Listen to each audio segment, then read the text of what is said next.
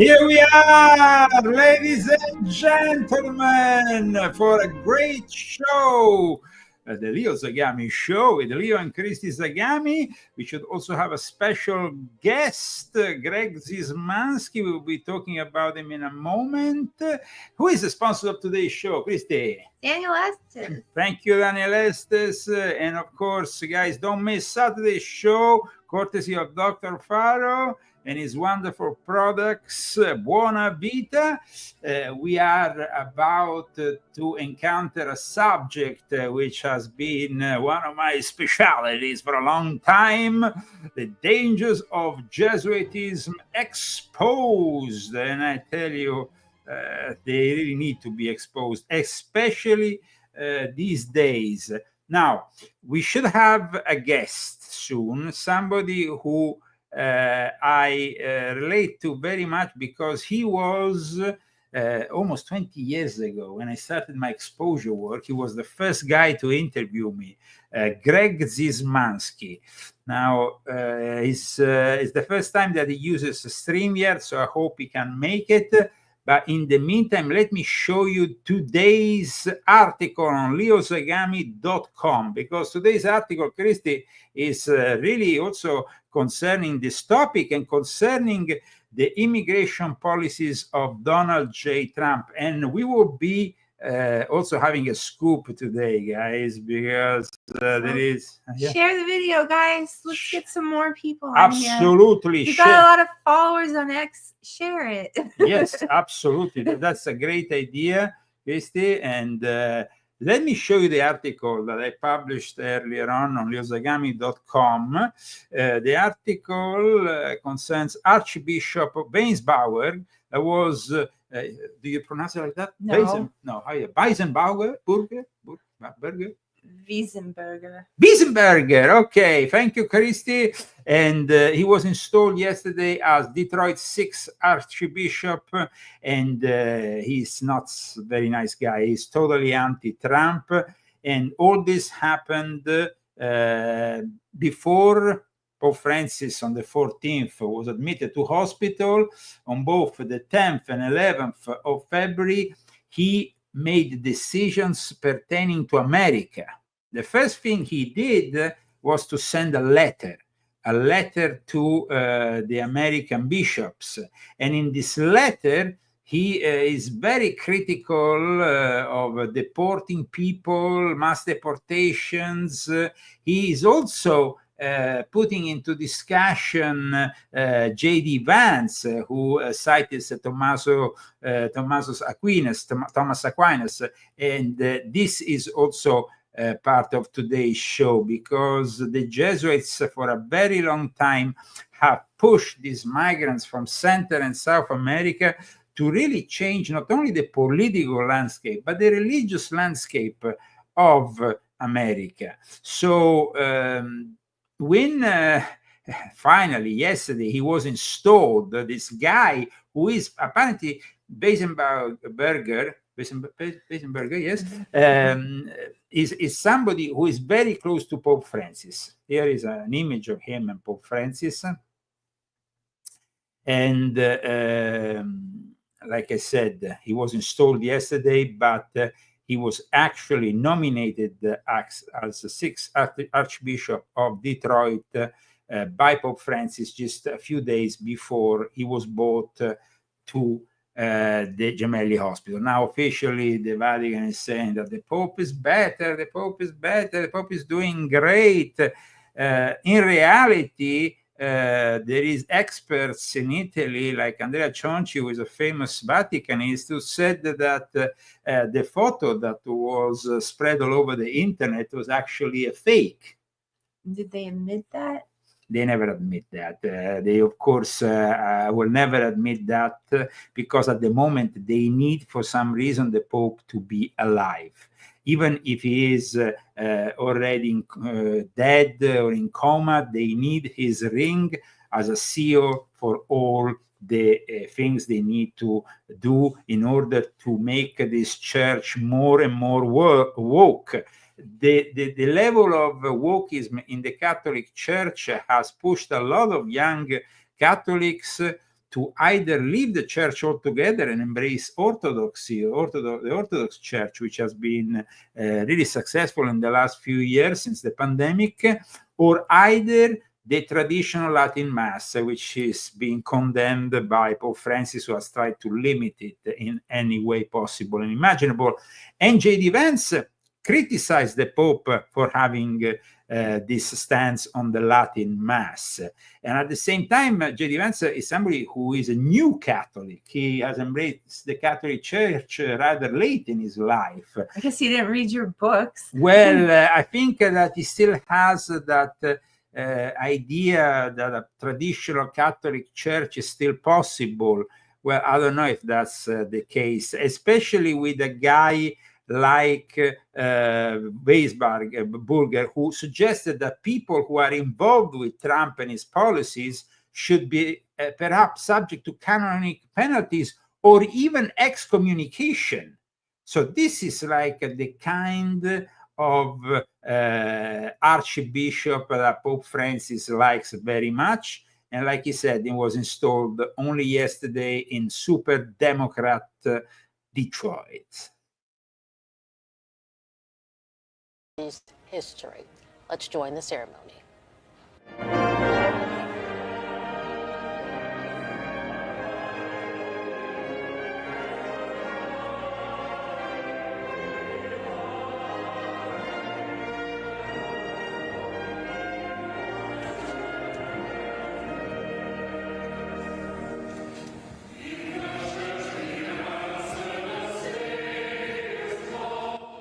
So here we have 2 episodes of importance.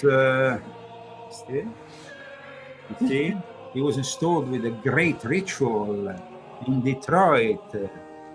And this guy who was the Bishop of Tucson is in Arizona, yeah?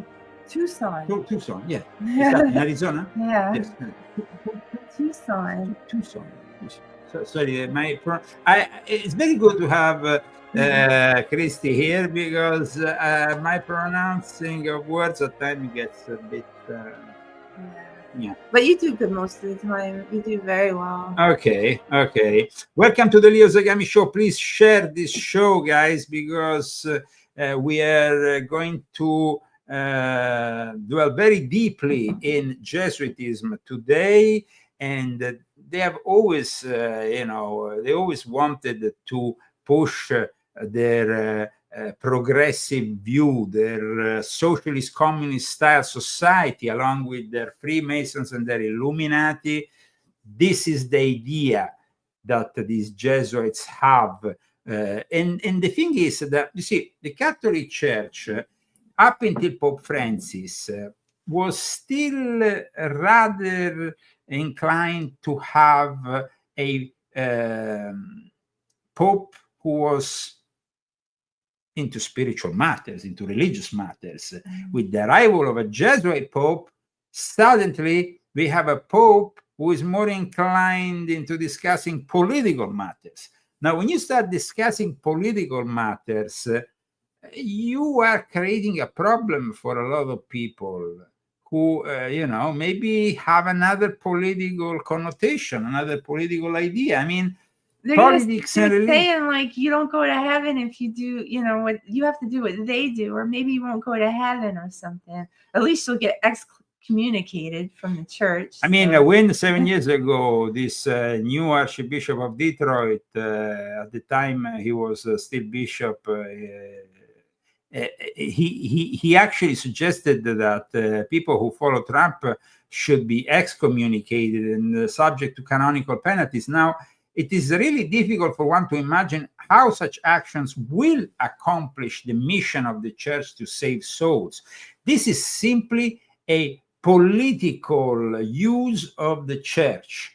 And with the Jesuit Pope, we finally had it in the open. See, the Jesuits, for hundreds of years, they were never popes, but they were always involved in politics.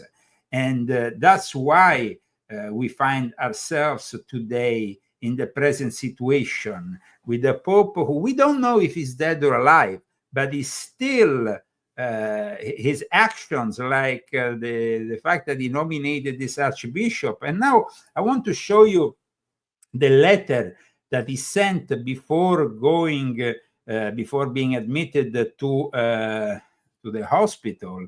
This was, he was really worried that he had to sort out these matters. They must have been of great importance if he did them as the last. This was one of the last letters that he sent out. Letter of the Holy Father Francis to the Bishop of the United States. Now, in this letter, there is a couple of points which I would like you to read with me. Actually, I would like Christy maybe to read, because I think Christy does a better job. Maybe Not really, me. not all No? the time. Sometimes Okay. you read really, I mean, it just depends. Now, here it says, I have followed closely. This is the Pope. I'm quoting Pope Francis. And this was a letter sent to the US bishops on the 10th of February. He was eventually hospitalized only 4 days later. I have followed closely the major crisis that is taking place in the United States with the initiation of a program of mass deportations.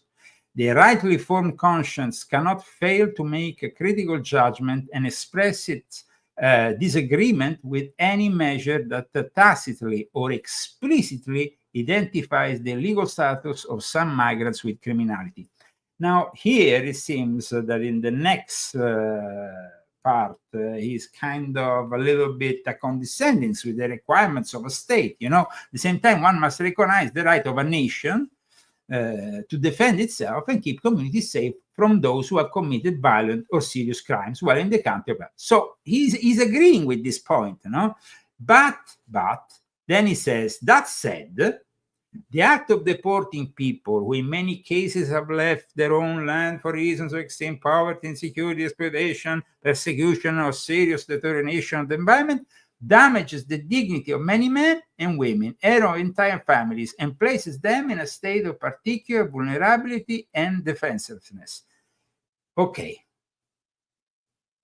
but that's not the case. The people who were brought in El Salvador, for example, were criminals, dangerous gangs. People from MS-13, Nicaragua, from Venezuela. These people are dangerous.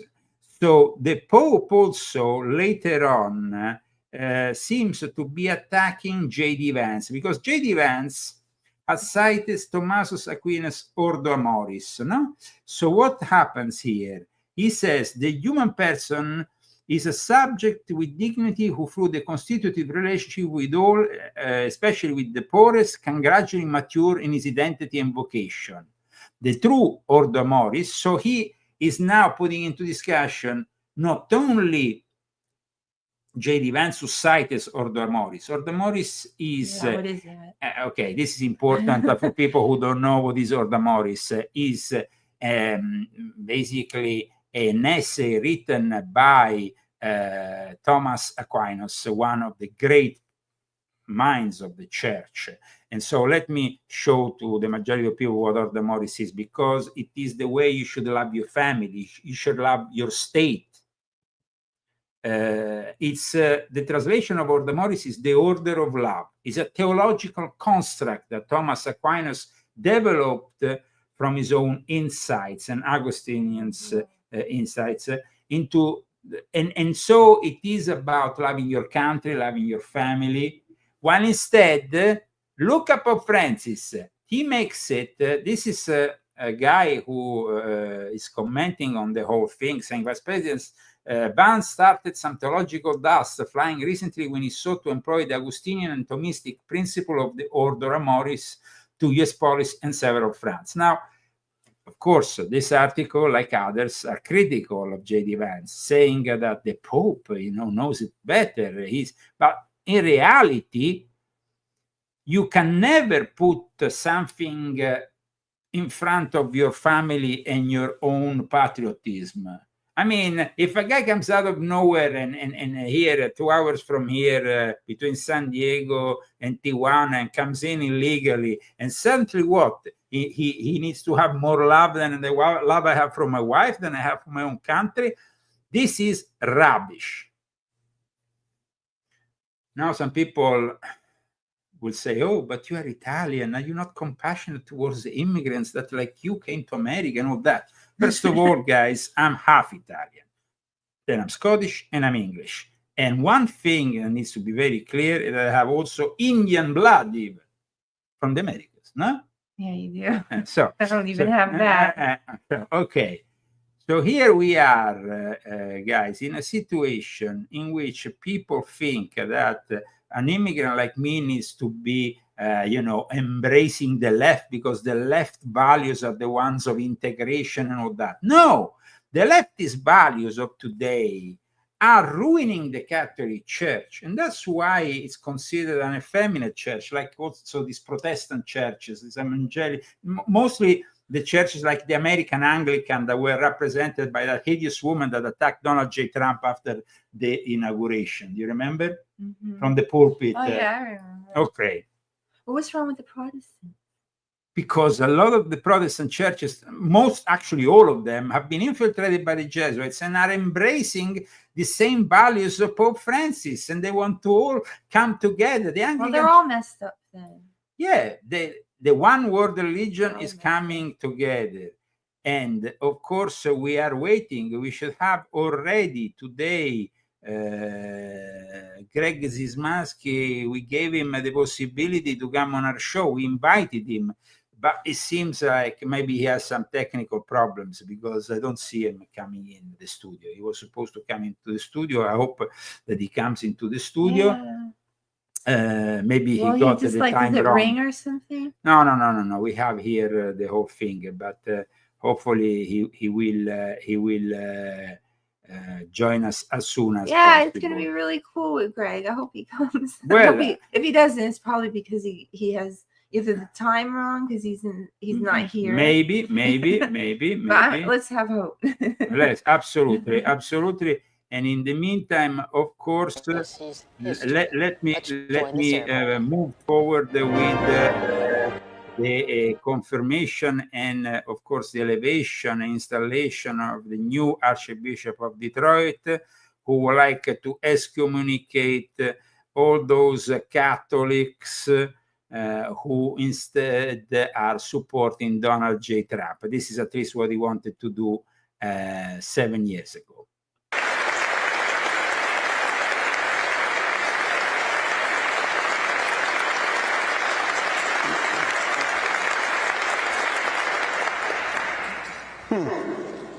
They clap longer for you.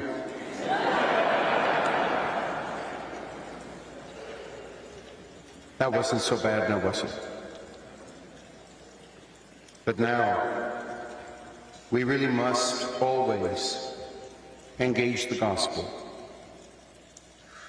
When I was asked which biblical text I would like for this Mass, I instinctively knew I wanted to engage this gospel, this dialogue between the risen Christ and St. Peter. It's one that speaks to me of my calling, but through our shared dignity as the baptized faithful, I think it holds equal meaning for every one of you. It comes towards the end of John's Gospel, after the death and resurrection of Jesus. Actually, it's the first time the risen Christ and St. Peter encounter one another directly and personally.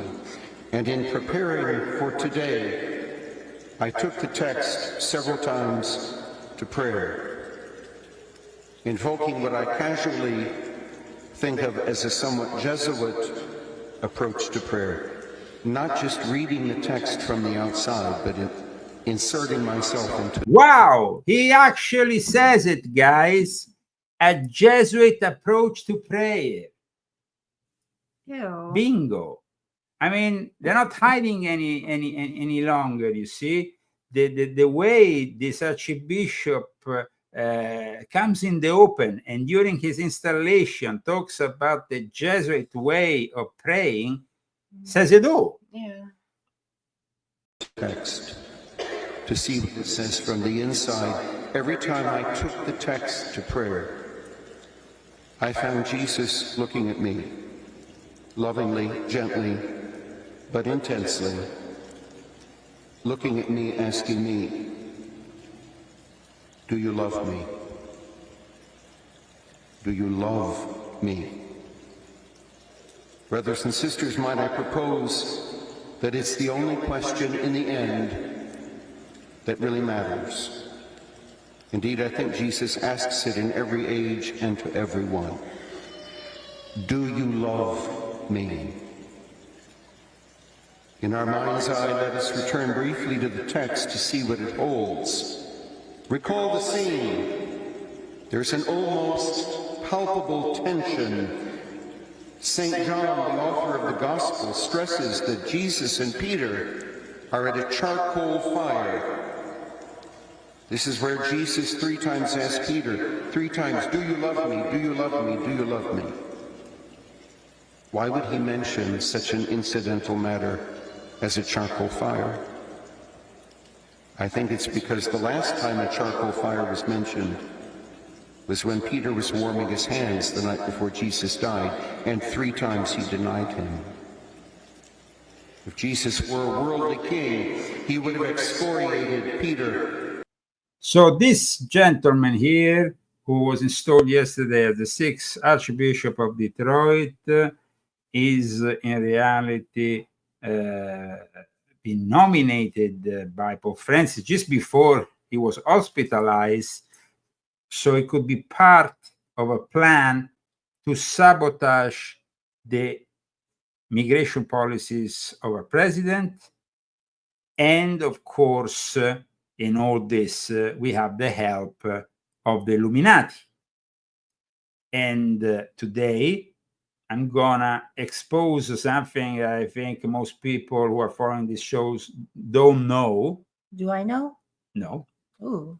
So what happens is we have seen how there was a judge, an Obama appointment judge, James Bosberg, who tried to stop the deportation of those gangs to El Salvador. Okay, now everybody's talking about this guy. If you just go and put his name on Google, at the moment, you will probably get a bunch of articles regarding him, but nobody can tell you what I'm about to reveal you about this guy now. Apart from this hideous face. He looks mean. He is mean, but what I'm about to show you, guy, is gonna put all the dots together, and that's why you should be reading my books, in particular volume 4. Why? Because before Barack Obama nominated him to the U.S. District Court for the District of Columbia, he was nominated by George Bush. And of course, after that, Judge Roberts, who recently criticized Trump, who is a neocon who was nominated by George W. Bush, got him to serve in the United States Foreign Intelligence Surveillance Court. But how did he get there? Well, he was a member of the Skull and Bones. Oh, well, they knew each other in the forest. No, in the forest, in the crypt. This is a citation that comes from Alexander Robbins, who used to be a member and who wrote the book Powerful Secrets that was published in 2004. So, guys, this James Bosberg, who is trying to sabotage Trump, is a member, I repeat, of the Skull and Bones. And the Skull and Bones are Illuminati who always have a direct contact with the Jesuits. So, of course, here we are talking about immigration policies that become not only a religious matter, but a political matter, and where the bishops can't intervene. Of course, the judiciary that they interact with can. So you see, the dangers of Jesuitism bring us also to the skull and bones. How do you think this guy arrived to become a judge? He was appointed first by George W. Bush, Skull and Bones member. And then, of course, Roberts. How do you get in the Skull and Bones? Because he was in Yale, and every year in Yale, 15 people who study in Yale University get tapped and they get called into the crypt to become Skull and Bones members. So it's only 15 of all the students in Yale. So it's a very exclusive thing. I'm sure they have to Why- do some minute thing. Why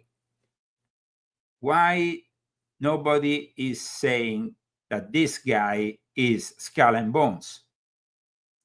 Now, we want to thank our sponsors make possible this broadcast. And today, of course, we want to thank Michael Estes. Daniel Estes, what is wrong with you? Daniel Estes, sorry. You should mention the sponsors. Well, you said it before. I always say Michael Estes. No, it's Daniel It's Estes. Daniel Estes. Daniel Estes. All right, Daniel Estes. We thank you, Daniel. Don't get the name wrong, man. There's not many. No, okay. Daniel Estes, thank you very much. And if you want to support us, guys, you can do it with our Cash App handle. You can find it at leozagami.com. And thanks to everybody who bought the book, because there was a lot of book sales, so we really appreciate it. Thank you so much. Yes, guys, please support us. And of course, if I had to suggest a book that goes along with today's broadcast, I would suggest, of course, Volume 4, American Renaissance 2.0 and the Missing Link from the Invisible World. Volume 4 tells you also, talks a lot about the relation between the Democrats, and the Jesuits. The Democrats are basically like the political arm of the Jesuits. That's what they are. They reflect all the values that are pushed by the Jesuits. And also, this book is very important, guys, because it tells you about the Pact of the Catacombs after the Second Vatican Council and how Klaus Schwab is connected to the Vatican, which is also a very important thing. So here we are facing an enemy that has, of course, resided for 4 years in the White House, has managed to ruin this country, and now we're trying to stop them from ruining this country. But it's not easy. It's not easy, of course, it's not easy. Like we said a moment ago, there is, of course, always a Jesuit involvement in politics, but also in international affairs. Ukraine is one of those affairs. If people are surprised, what is the connection with the Jesuits? Well, I have outlined such a connection, especially in Volume 9, between all the secret societies, Ukraine, and why they hate Russia. Russia, of course, represents also the Orthodox Church.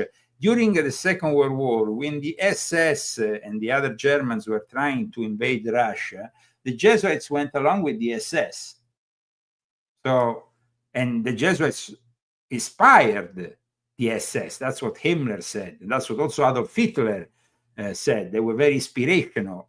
While during the Age of Enlightenment, many people, including presidents, American presidents, criticized the Jesuits, it seems that after the Age of Reason, they lost all reason. And with Adolf Hitler, they became obsessed with imitating the Jesuits.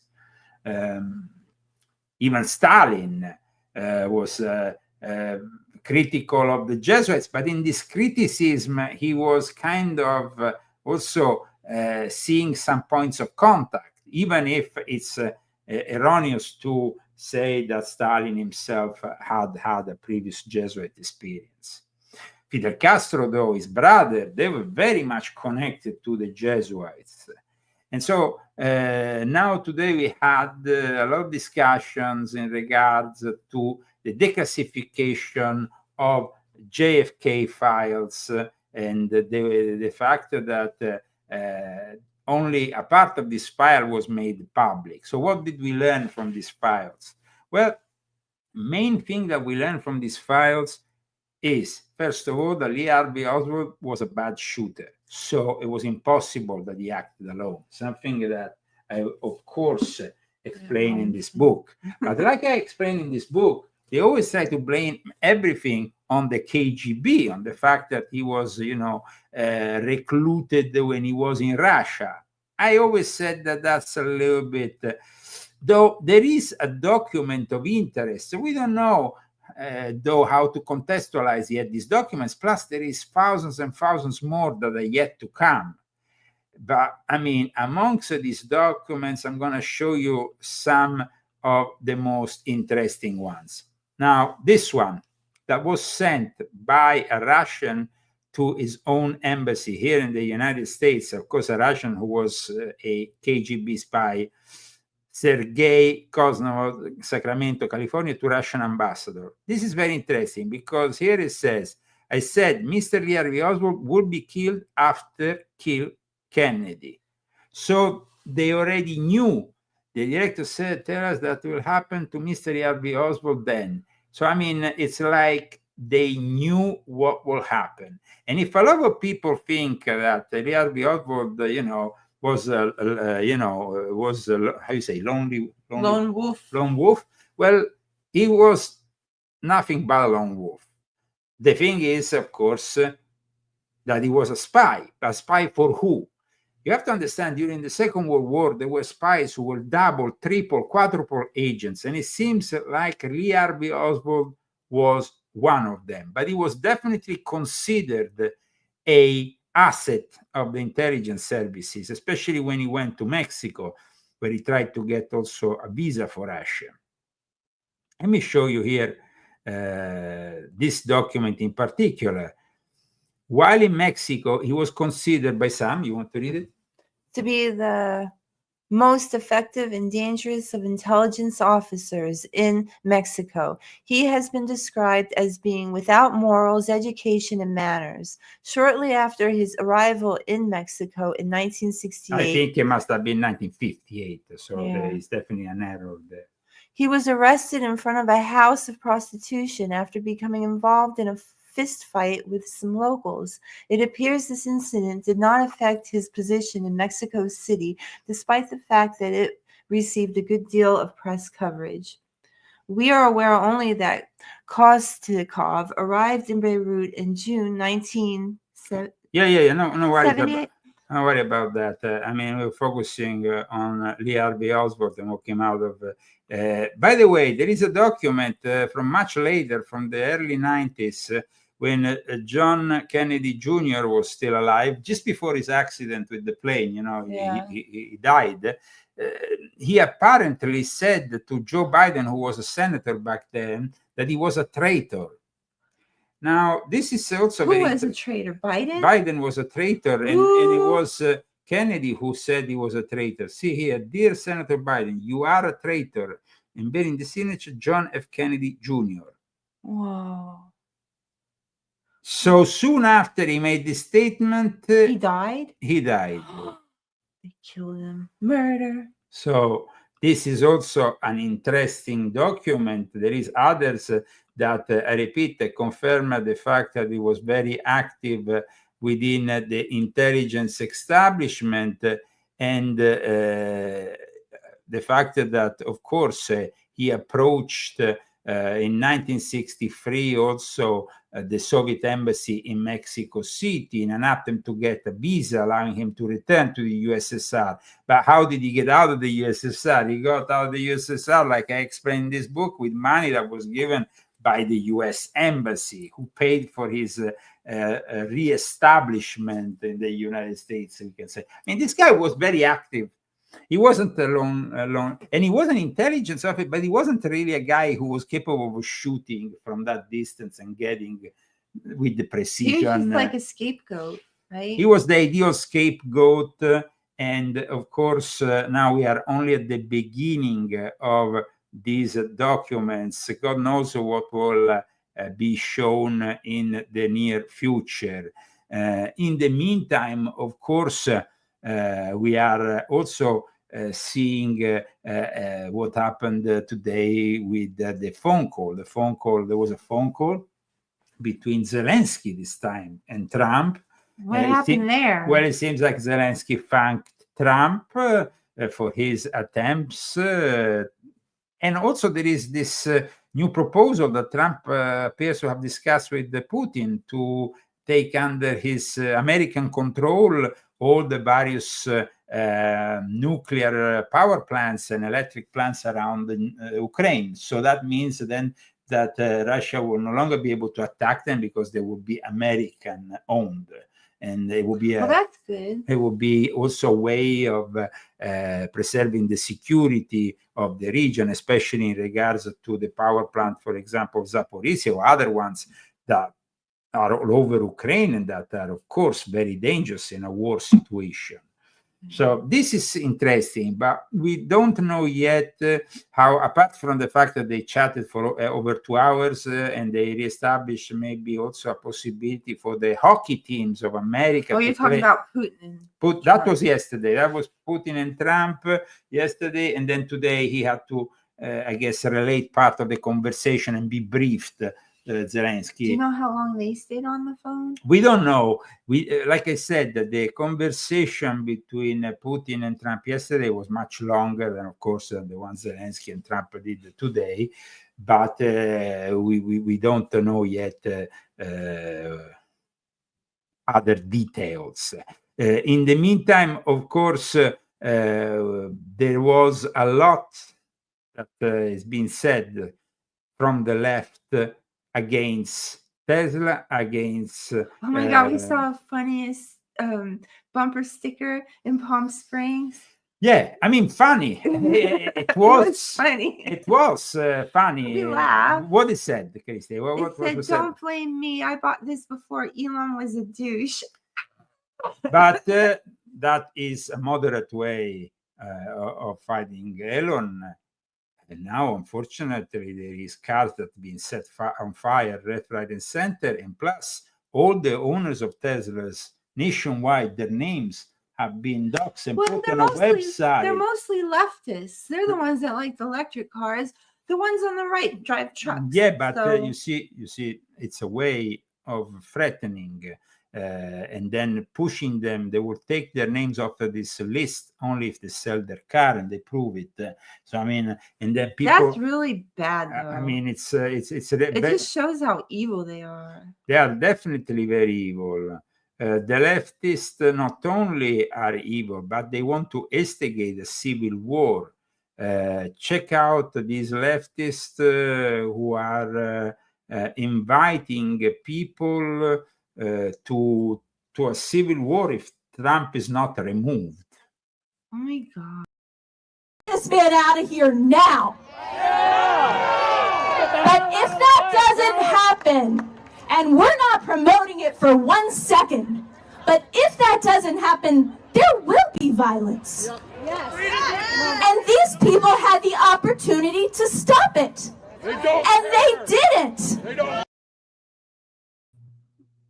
Listen, he's a democratically elected leader, and these people don't understand that you can't simply remove a democratically elected leader. It's just insane. We had to put up with Biden for 4 years. That was torture every single day. I mean, I don't understand how these people can even think to say things like this, that I think it should be investigated already by the new FBI of Kash Patel and, of course, the DOJ with Pam Bondi, which is stating that they will be investigated to the full extent of the law. Already the attacks on Tesla shops where they've been, even cars set on fire, cars being shot, cars being in some way, they write graffiti on it. They do all kinds of things with these Tesla cars, and it's not something that should be done in a country like America. I mean, it's becoming increasingly obvious that these people are mentally deranged. So I don't blame Elon Musk for saying that there seems to be madness. This is what the average American makes $66,000 a year. We're close to $40,000 in debt. You said to me in our last interview We won't have a country unless we fix it now. Can you explain why this is so important that we identify all this waste? Yes, the government the government waste and fraud is so high that it's causing a $2 trillion annual deficit. So that's $2,000 billion of waste and fraud that's happening, and the cost of our debt has gotten so high that just the interest payments on the debt exceed the entire military budget, and it was just growing out of control. So the country was going bankrupt. It's just, a country is no different from a person. If a country overspends and doesn't spend wisely, just like a person, a country will go bankrupt. So the reason I'm here is because I'm very worried about America going bankrupt due to the corruption and waste. And if we don't do something about it, the ship of America is going to sink. And we're all on that ship. And this may be a message to, people out there who have, are wealthy, have a lot of means, or control companies. It's like, just remember, we're all in ship of America here. Your company is not going to exist if the ship of America sinks, and we should do everything we possibly can to ensure that America is strong for far into the future. And for doing that,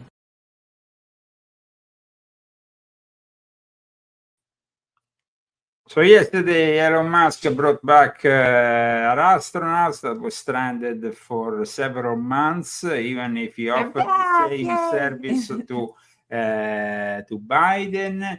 In any case, Elon Musk is doing all this for free and is losing now a lot of money. But it's not really Elon Musk I'm worried about. It's mostly the people who work at Tesla, the engineers, the people who sell Tesla cars, who are seeing their livelihood taken from them, from these leftists who are acting in a deranged way as terrorists. This needs to stop. There can't be any tolerance in the United States of America. And apparently Jimmy Kimmel yesterday made a joke out of it, and there's no joke. Jimmy Kimmel is an idiot, like most of these late night hosts who are losing touch with the reality after they've been supporting the improbable candidacy of Kamala and the even more improbable candidacy of zombie Biden. I'm very happy that Hunter Biden was taken his own Secret Service detail from him, as he is in South Africa being an idiot and doing drugs and enjoying himself. And he had I thought he was broke and he didn't have any money because his art wasn't selling. That's not the case. Liar, liar. That's not the case. He lies and he lies. Yes, that's not the case. We continue with the news. Putin has, of course, discussed the situation in Kursk, and at the same time is also a situation, another situation that they've been apparently discussing yesterday with Trump is also the situation in the Middle East. In the Middle East, we have seen the attacks to the Houthis, who are obviously have a backing from Iran and at the same time have a direct link to Russia. Trump has been attacking them in the last few days. He wants to really punish them. And then we have also the situation in Gaza, which is again becoming very precarious. But guys, I think that a lot of people didn't believe in what Trump was proposing. Trump is saying he wants to reconstruct Gaza, but if those people don't move, he's gonna continue supporting the Israel acts. Now, Israel is acting, of course, in a way that is making people around the world very critical about their actions, because they are bombing the heck out of Hamas. But if Hamas continues to parade their prisoners and act like they have not been defeated, of course, it means that Hamas is still in control of Gaza. So the whole thing is definitely a big mess. Today, we were supposed to have a guest here in studio. Apparently, he didn't have either the technical capacity to get or the means to get online with us. I told them how to do it, but it doesn't matter, guys. We will move on, of course, with more news. We have plenty of news that we would like to give. CIA headquarters have been on lockdown today after a man with shot gunfires and was taken into custody. Now, it's possible that this is the usual nutcase, and in fact, they have talked about somebody in mental crisis that was later arrested. Obviously, if you start shooting next to the Langley CIA headquarters, you're going to have some serious problems. It says Fairfax County Police said the man surrendered to negotiators after this basically earlier this afternoon. There was a large police response outside the Center Intelligence Headquarters in McLean on Wednesday morning. So you know where that is? McLean, well, it must be there in the area of Langley. I don't know. Well, I know Langley. I know that whole area. But no. I used to run like around there. Yeah. Yes. And so it is weird what has happened. Let's follow it up and see if there is other details that will be given about this act that is described as just the act of a crazy person. Putin is pressuring Trump to recognize the annexed territories that have been captured. The whole thing was probably also related to Zelensky today, and Zelensky thanked Trump. So the whole thing doesn't make much sense. No, there's some rotten thing going on there. There is something weird going on. Yeah, there's something not quite right there. In regards, going back to what is happening with the JFK, it's not only me who is saying that there is still the crucial documents that might prove a connection also not only with the KGB but also the CIA of Lee Harvey Oswald seems to be the main topic at the moment, even on Drudge. I mean, let me show our audience, but it seems like everybody is obsessed with this, apart from the fact that at the moment, of course, the obsession of the left is attacking Elon Musk, and Cybertruck apparently as the most hated car of them all. But the thing is that really leftists are destroying Musk. They're really doing, like using all their media force. And Do you think they can? Because he has, he has a lot of loyal people that follow Tesla, just like they follow Apple, or like people who really like the product.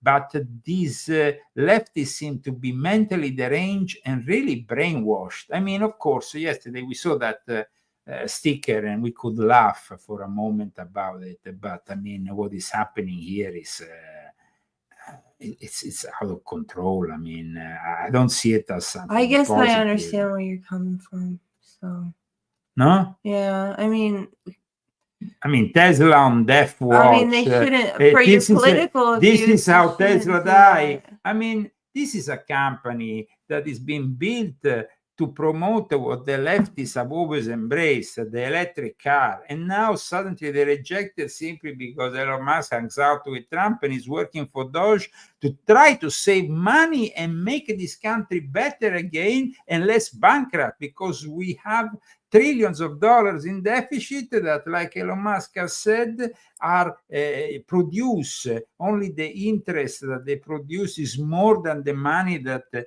we spend for our defense. I mean, when you think that the United States is the country that spends more money for its defense than any other country in the world, and that the deficit that is produced by the interest that are produced by the debt that we have from all this spending, and why are the leftists protecting all this? And then how they're protecting? Using their judges that are ready to intervene and block everything that Doge is trying to, because that's the problem now. The judges, There is a judicial coup in place.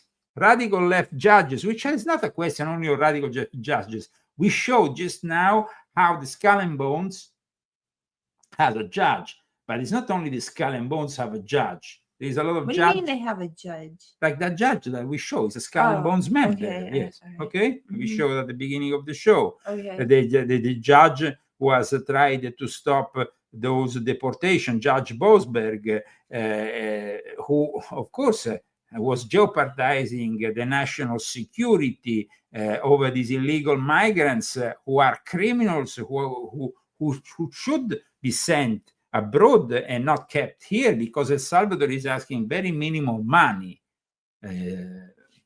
Now, like I said, the fact that this Judge Bosberg is Skull and Bones is not a coincidence. It's the fact that Trump is now targeting him for impeachment, and probably there will be more and more clashes between the judiciary and the executive branch. But guys, in the end, like Pam Bondi has stated in the last few hours, the judicial can't intervene in the executive branch so much. So at the moment, there is 129 legal challenges filed against Trump, and 64 injunctions were filed already during his first term. More than any US president together. The judges are, guys, unfortunately, both here in America as in Europe, and I'm a guy who's been subject to that. Yeah. I saw how the judiciary doesn't work. The judiciary is in the hands of Freemasons and Jesuits and the Illuminati, like a guy who... fair. They are the ones who control the law, because they know that by controlling the law, they can control us.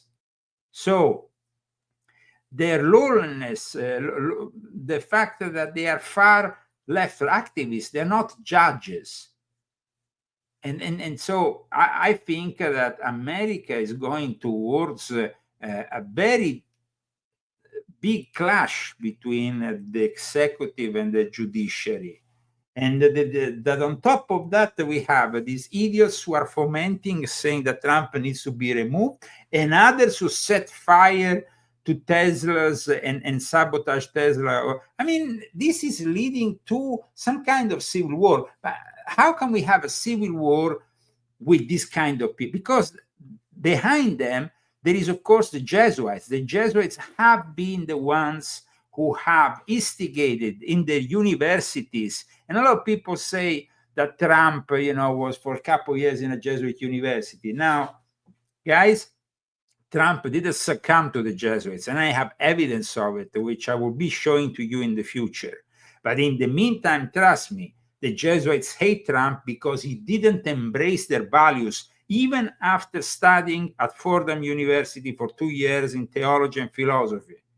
That for them is very important, So the fact that there is even a doxing website against Tesla owners nationwide.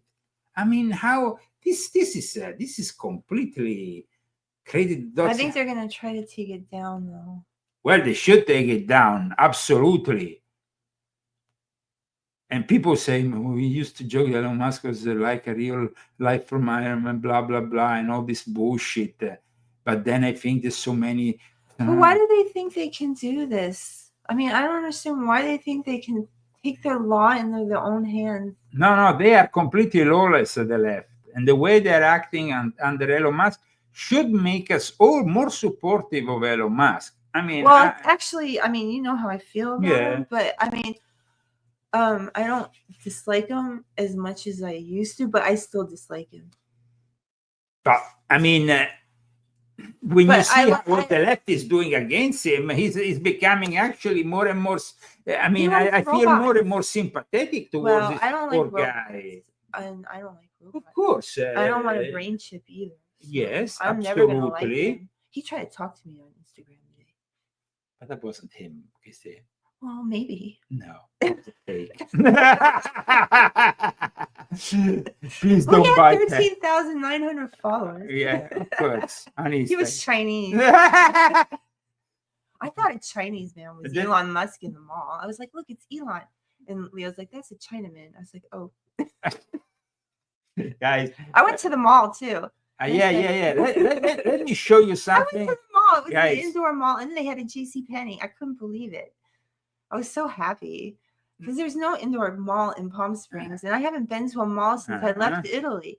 Okay. And I really like the mall. Now I want I to show can't you buy what we, anything, what but we I sh- like what- it. yes, what we found in Barnes and Noble, guys. We couldn't find in Barnes and Noble our own books, so I suggest you order them on Amazon. In particular, Zagami Family Cookbook with great recipes, great pictures. Also, My book was not in that yeah, in the thing. and No, there were a bunch of there was a leftist cookery books.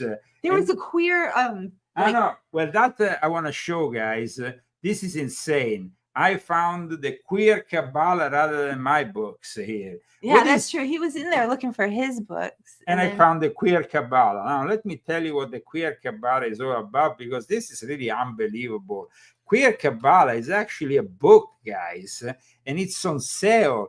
And let me just go and show you what kind of demented book is the queer Kabbalah. I mean, it's just like people. I thought that I mean, this kind of insanity makes Aleister Crowley look quite modest.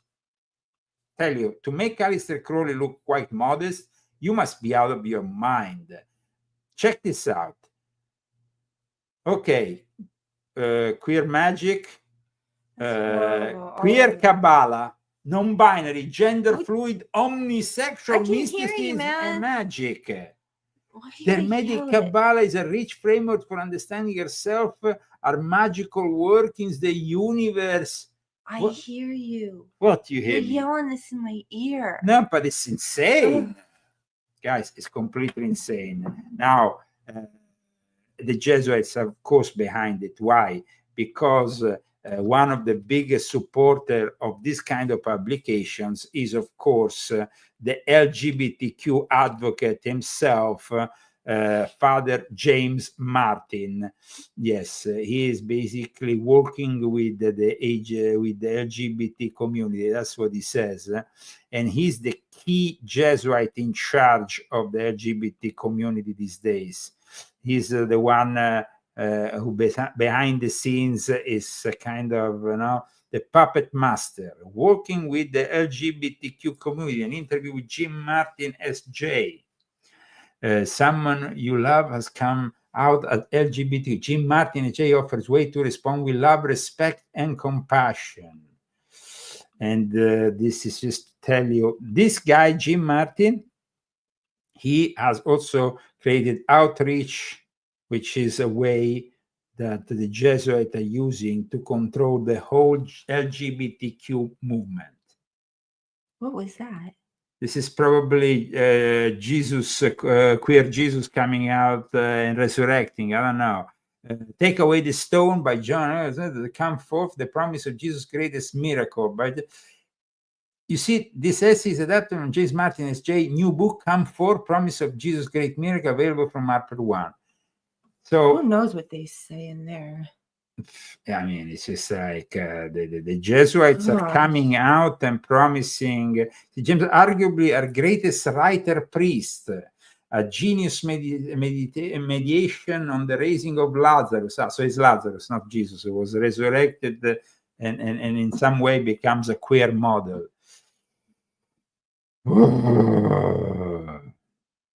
Oh my God. Please support our show. You can't find these books, of course, at Barnes & Noble, but if I had to suggest one book after all the events that are happening in the Middle East, that's volume 10. And then, of course, in regards to the latest revelations on JFK, I would suggest volume 11. And in regards to what is happening in Ukraine, guys, volume 9 is still a masterpiece, and it's a great book that describes all the secret societies involved in the rise of Ukraine against Russia. Thank you so much. I have the cough. Yes, I'm sorry. That's okay. Right No at the worries. end. Well, it doesn't matter. We feel sorry for our friend Owen, who was the subject of some very bad, how you call it? What? What do you call that? Swatting. Squad. Yeah, apparently more and more conservative or alternative media journalists are being subject to this kind of thing, where they called basically and said, "You see what's wrong?" Huh? Don't worry. Okay, somebody Oh, said, no, "Where it's can we it's buy dry. your books?" The My- air is dry. Okay, you can buy the books of Leo Zagami on Amazon. Very easy, guys. You can buy all the books of Leo Zagami on Amazon. Just go on Amazon, or you can go on leozagami.com and you will find all the links there. There's a couple hardcovers, but they're not all in hardcover. Yes, not all in hardcover. Let me show you all the books that you can find on Amazon.com. Here we are. You can purchase them all at Amazon.com. Don't miss this great opportunity. During the pandemic, there was Elizabeth Warren Pocahontas who wanted to censor my books. But fortunately, they are still there. Yay. And if you want to know more about the Democrats, and the Jesuits, Volume 4 is highly advisable as a way to learn more of what is going on behind the scenes with these insane individuals. Okay, at this point, we will see you on Saturday. Thanks to Dr. Faro and Buona Vita with another great show. Thank all of you who have followed us today. And with Vincenzo viceversa, we are going to end today's show as usual. A little bit of See you on dancing. Saturday. Yes. In that time, our world has taken so many steps in the wrong direction.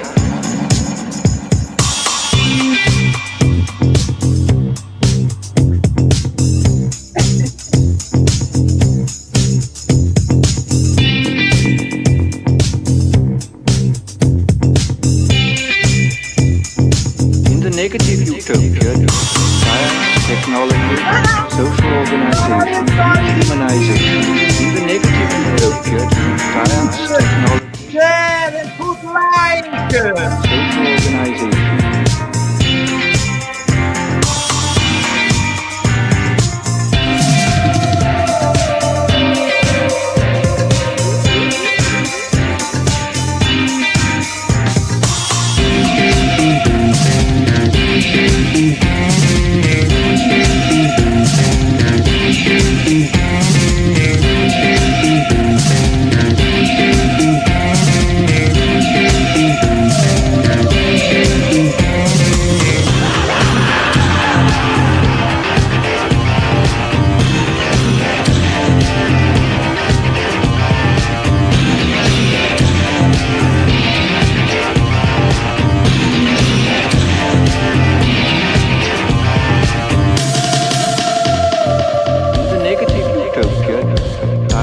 Technology, social organization, dehumanization.